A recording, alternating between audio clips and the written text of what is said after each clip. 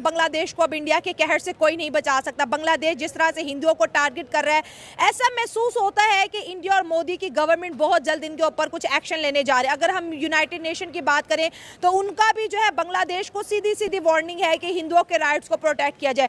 मोहम्मद यूनुस का ये कहना है कि जो रिजीम चेंज हुआ, जो बांग्लादेश के अंदर एक बड़ा चेंज आया है, despite that change Bangladesh and India relations, India ties, Bangladesh ties with India should be very strong. और दोनों कंट्रीज़ को बहुत क्लोज रिलेशंस रखने चाहिए एक दूसरे के साथ। मोदी साहब को बार बार प्रोवोक करना, इंडिया को प्रोवोक करना, पहले ही इनका बेड़ा गर्क हो चुका है, क्योंकि जब से इन्होंने एंटी इंडियन नारे लगाए तब से इनकी इकोनॉमी क्रैश हो चुकी है। यहाँ के लोग भूखमरी से मर रहे हैं, महंगाई है, लोड शेडिंग है, इंडस्ट्रीज बंद हो रही हैं और अब इन्होंने मंदिरों को लूटने का प्लान बना लिया। और इसके ऊपर जाहिर है इंडिया के 140 करोड़ आवाम की ताकत, और बांग्लादेश को देखा जाए तो बांग्लादेश बहुत मुश्किल का शिकार होने जा रहा है। हम बता रहे हैं कि अगर यही हालात रहे तो 6 महीने के अंदर अंदर बांग्लादेश जो है IMF के दरवाजे पे खड़ा आपको नजर आएगा, क्योंकि अगर इंडिया ने इसको इकोनॉमिकली आइसोलेट कर दिया तो बांग्लादेश का सर्वाइवर नामुमकिन हो जाएगा। लेकिन अब ये एक ऐसे वक्त में बात सामने आई है, जैसा कि मैंने कहा कि आप ये देखिए कि लास्ट 6 मंथ्स में क्या क्या कुछ हुआ, उसमें बहुत सारी बातें आती रहीं और चलती रहीं कि अब जो हैं वो ताल्लुकात इनके अच्छे नहीं रहेंगे। दोनों तरफ से स्टेटमेंट्स भी जारी रहीं और ख़ास तौर पर बांग्लादेश के जो हालात हैं वो हमें नज़र आए। अच्छा, अब इसके ऊपर उन्होंने एक तो इस स्टेटमेंट से ये पता चलता है कि मोहम्मद यूनुस साहब को ये समझ आ गई है कि इंडिया की मदद के बगैर बांग्लादेश की इकॉनमी का चलना इतना आसान नहीं होगा।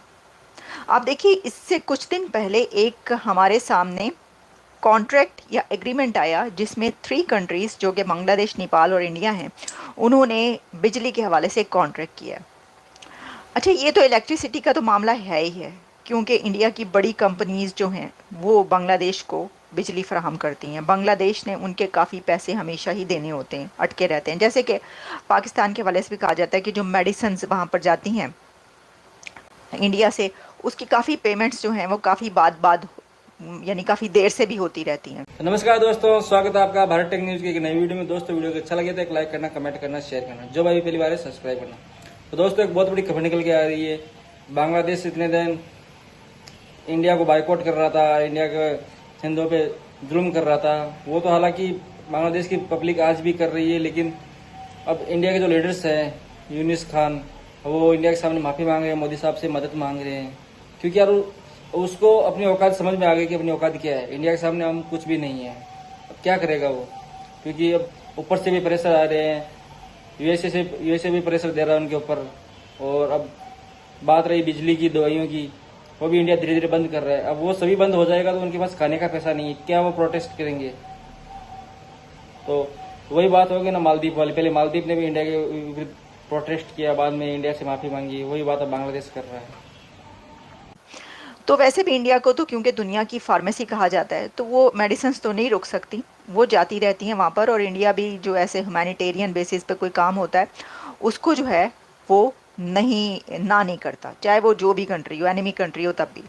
तो अब मोहम्मद यूनुस का ये कहना कि जो टाइज हैं वेरी क्लोज डिस्पाइट दी रिसेंट रिजीम चेंज, इसका मतलब है कि ये पता चल गया कि ताल्लुकात ख़त्म नहीं हो सकते, रिलेशंस हमें अच्छे बना कर रखने पड़ेंगे। और इससे पहले आपको पता है कि इंडिया की तरफ से भी काफ़ी ऐसे स्टेप्स कुछ देखने को मिले कि भई अब हमारा जो पेमेंट्स हैं, बिल्स हैं, कंपनीज़ की तरफ से कहा गया वो तो अदा कर दें, बड़ी मुश्किल हो रही है वगैरह वगैरह। वो पता चल रहा था कि ज़ाहिर है कि जो कुछ चल रहा है उसके अंदर। और फिर साथ ही बांग्लादेश ये भी देख रहा है कि कोई भी कंट्री हो, अब देखिए ना, अभी के भी देख लें, श्रीलंका से लेकर और लाओस तक, जहाँ जहाँ डॉक्टर जयशंकर या मोदी साहब गए हैं वहाँ पर वो कुछ ना कुछ देकर आए हैं। बड़ी बड़ी रकमें, मिलियंस ऑफ डॉलर्स दे रहे हैं इन कंट्रीज़ को, नेबरिंग फर्स्ट के नाम पर भी। नेबरिंग फर्स्ट की जो उनकी पॉलिसी है, एक्ट ईस्ट पॉलिसी है, और जितनी भी पॉलिसीज़ है उसमें वो नेबर्स को देते हैं। अब बांग्लादेश ये जानता है कि देखिए, IMF से पैसा लेना और बात है, IMF के प्लान में जाना और बात है। अमेरिका से भी उसको इमदाद जो है, एड दी गई है बांग्लादेश को और आगे मिलती रहेगी। लेकिन एक ऐसा कंट्री जो कि आपके नेबर में मौजूद है और वो आप उसके पर बहुत सारी चीज़ों में डिपेंड करते हैं, ये एक डिफरेंट एस्पेक्ट है, और किसी से कर्ज लेना या IMF के प्लान में होना या एड ले लेना किसी से, वो एक डिफरेंट एंगल है। तो एक नेबरिंग कंट्रीज जो कि आपसे बहुत करीब है और एक ही तरीके से एक ही वो है, तो उसके वो अपनी बात होती है। बांग्लादेश को बहुत बड़ा नुकसान होगा इसकी सही वजह हो से। गया, ठीक है, इंडिया एक आजकल मतलब आने वाले ज़माने में एक सुपर पावर है। सही है, उनके पास जो मतलब मिसाइल्स वगैरह है, सब जो फोर्सेस है वो बांग्लादेश के मुकाबले में बहुत ज़्यादा है। सही है, तो एक कमकली का काम कर रहा है बांग्लादेश उनसे मतलब टक्कर लेके, और इसकी वजह से इसकी जो इकॉनमी पे बहुत बड़ा दबाव आएगा। और पढ़ रहे हैं सर, पढ़ रहे हैं, हाँ, बिल्कुल, पढ़ रहे हैं, हाँ, लाज़मी बात है। हाँ। जो अभी जो हम मतलब फॉर एग्जांपल हम इंडिया की बात कर ले तो इंडिया की इकॉनमी बहुत स्ट्रॉन्ग है। सही है सर। वो बांग्लादेश के लिए अभी वो तरक्की कर रहा है, इसमें कोई शक नहीं है, बांग्लादेश तरक्की कर रहा है, लेकिन उधर उस लेवल तक पहुंचने तक मतलब इंडिया के लेवल तक पहुंचने में उसमें बहुत टाइम है अभी। सर इंडिया कह रहे हैं बांग्लादेश को पालने वाले हम हैं, आज ये अपने बाप को आंखें दिखा रहे हैं, आज अगर बॉर्डर बंद कर दिया तो रोने धोने शुरू हो जाएंगे। नहीं खैर ये बात तो गलत है, क्योंकि बांग्लादेश खुद उसमें इतने टैलेंटेड लोग मौजूद है। ज्यादा इन्वेस्टमेंट बांग्लादेश में इंडिया की है सर, ये हम डिनाई नहीं कर सकते। इसमें भी कोई शक नहीं है। और इंडियंस कितने नेशनलिस्ट हैं ये भी पूरी दुनिया को पता इनके है। दरमियान ये जो जिस तरह अयोध्या मंदिर की इफ्तिताह किया था नरेंद्र मोदी ने, इसी तरह 2021 में उन्होंने एक स्पेशल रिक्वेस्ट पे हसीना वाजिद की उन्होंने वहाँ पे विजिट किया और काली टेम्पल जो है उस पे उनकी वो जो मुखट जो है वो चढ़ाया। अब बज़ाहिर ये था, उन्हें ये लगता था कि बांग्लादेश की आवाम जो है, जो हिंदू या हिंदू मुस्लिम का कम्बिनेशन जितना भी है, उनके दरमियान और उनके बांग्लादेश के दरमियान और इंडिया के दरमियान एक अच्छे मरासिम जो है वो डेवलप होंगे, और हुए भी सर, हुए भी। हाँ। अब हुए क्या कि इस पॉइंट ऑफ व्यू पे बांग्लादेश हिंदुज़म ने ये लिया, इंडिया वालों ने, कि वहाँ पे भाई जो हिंदू हैं उनको बड़ी मजहबी आज़ादी है, ठीक हो गया हर किस्म की, तो एक उनके दरमियान ना फ्रेंडली रिलेशन। अब देखें नेशनलिस्ट मैं क्या, मेरे किसी दूसरे ममालिक में अगर मुसलमानों के साथ अच्छा बर्ताव किया जाएगा तो ऑटोमेटिकली ये हमें खुशी होगी, हमें खुशी होगी, exactly, हाँ। हमारी फीलिंग्स जो है वो डेवलप होंगी। सही है। इसी तरह इंडिया, और इंडिया बहुत बड़ी इकोनॉमी है। सही है। अब 71 से लेके अगर ये कहें कि फाउंडिंग फादर में हाँ। बांग्लादेश में इंडिया का ही हाथ था। मुफ्ती बानी को जो सपोर्ट किया था, शेख मुजीबुर रहमान को जो सपोर्ट किया गया था, नो डाउट कि उस वक्त के जो कंट्रोवर्सी थी कि पाकिस्तान की तरफ से भी मजालिम तो बड़े ढाए गए थे, उनके मुंतखब नुमाइंदे को हुकूमत ना देना,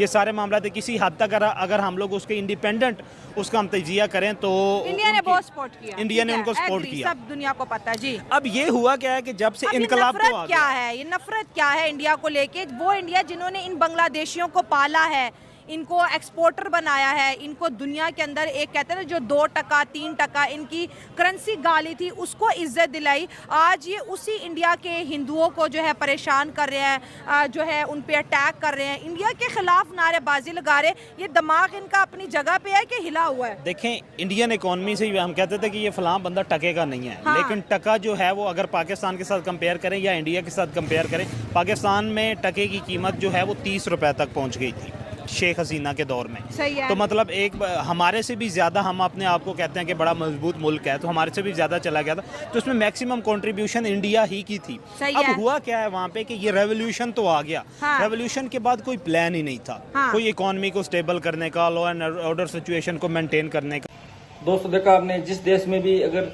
इंकलाब होगा या जिहाद होगा या कलमा पड़ के जो देश बनेगा उसका यही हालत है। पाकिस्तान को देख लो, बांग्लादेश को देख लो, अब मालदीव को देख लो, तीनों की ये हालत है।